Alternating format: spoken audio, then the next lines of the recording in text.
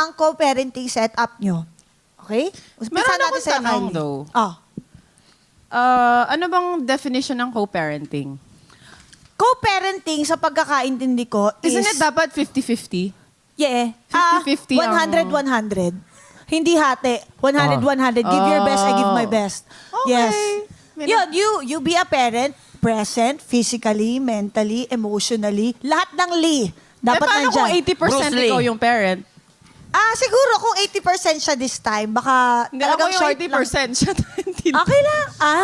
Natin yung 100. Pero wait, Order. co-parenting pa rin kami. What I mean to say is, sa akin yung kids, 80% of the time. Yeah, that's what I mean to say. Pero And gusto financial, natin yun. 80% ako din. Oh. Yeah, so, co-parenting pa rin naman yun. But you know, I did Alam mo, most yan of the talaga. work.